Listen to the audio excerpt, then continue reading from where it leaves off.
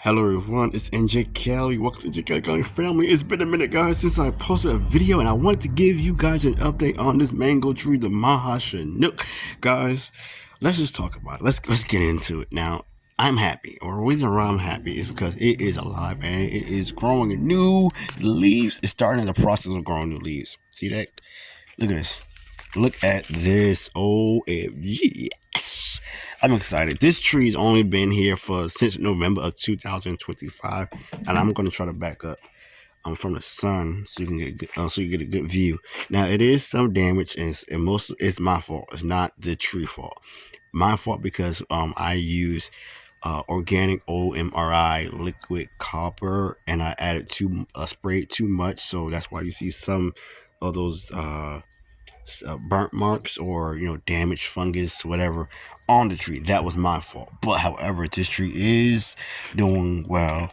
I have to give a big shout out to Utopia Nursery here in California. I'm in California, Central Valley Zone 9B, and I went ahead and got this tree. Now, with that being said, guys, look at this. I also knew an indication that it was alive and well because this here, where my finger is pointing to, started to push out as well. Now, this damage here came from the coal on top. It looked just like this, but you can see all that damage. That's all frost burn. Okay, it was actually here in this section at one point, and then I moved it to the side of my home in this section where that cover of the roof is right there. So it was been there for the longest, and I just put this here I believe 2 weeks ago, last week actually. So now it's here. But I want to talk about very quickly uh what you should do when it comes to mangoes and if you're first time growing mangoes. Number one is do a taste test. Go out somewhere to find other varieties of mangoes that actually a place where you can do a taste test. Florida is one of the biggest spots to go. They some growers do taste tests for people, and they allow you to taste certain varieties, or go to like a mango fest or carnival or something like that, and they might have mangoes and you can try all different varieties. So do that first. Number two is find out if what variety can grow in your zone. That's number two as well. See what would do well in your growing zone in the location you're in. Even though you could be in, let's say, California or Florida or Texas, and you're growing a curry mango, that curry mango might not do well in the city you live in, okay, because you may be further up, and it might do well, further south than north or in a central area. So make sure you do that. Number three, see if it can basically also grow in the soil that you have. That's number three. Does it grow? Number four, does it grow in containers? So those are all the things you want to do. So what I did, I did a lot of reading, whether it was from a book or online. Let me just make that clear. And then I also listened to other YouTubers on YouTube, watch their videos, see what they did, and also I basically talked to a lot. And first of all, I did talk to some people back and forth on Facebook that's actually in my area, and personally, I talked to them about mango trees and what they have done and what they're growing, etc., etc., etc. So that's all. That's what you want to do. So this Maha chanock, my reasoning for it was number two. Number one was Valencia Pride. Valencia Pride does very well in my growing zone in my area. Number two is Maha chanock. I had like probably 10 different varieties of mangoes on my list that does well. And that's actually more than that.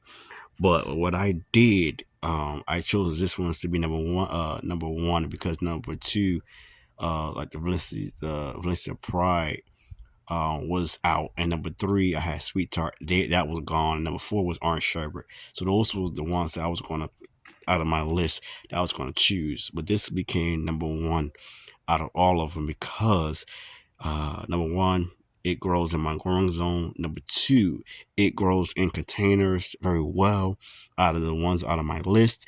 And number three, is a prolific grower when it push out a lot of fruit. So that is the reason why this became number one.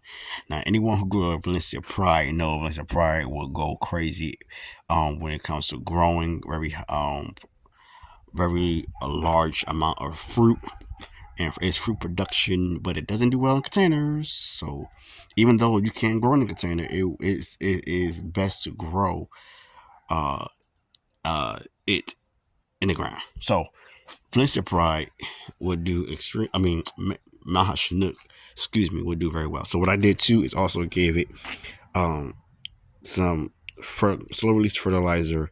Now let me just say this: that I am using a well drained soil. I'm using citrus and cactus mix soil. Okay. Some labels when you buy it from a bag will say cactus mix, but mine is organic. I try to stay away from synthetic fertilizers and soils, um, and chemicals and whatnot. So that's what I have in there.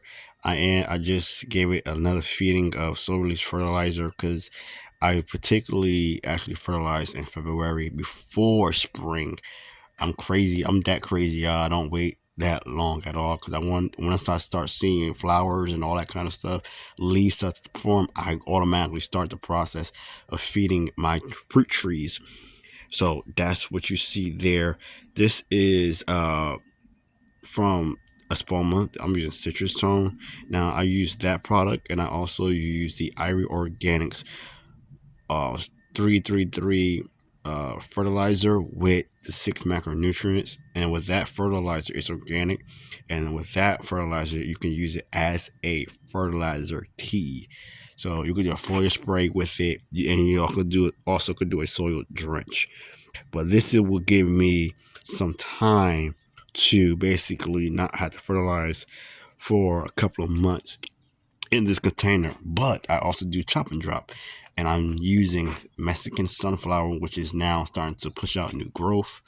As you can see there, it got chopped back a couple of months ago because it was growing so high, and I didn't want it to fall on a tree uh, during the high wind gusts we had this winter from the rain and whatnot. But and I also give it comfrey as a chop and drop. So I lay it on top the soil, and then I add my mulch back and whatnot. So this is all my comfrey, and I got comfrey there too with lemon balm, but comfrey and Mexican sunflower.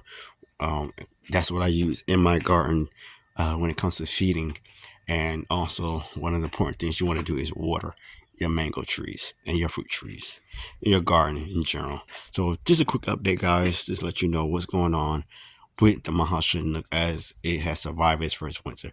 Please hit the like button, share, comment below, and subscribe. Once you subscribe, you are family, and we will see you in the next one. Let me know what you're growing this year, 2026. Peace.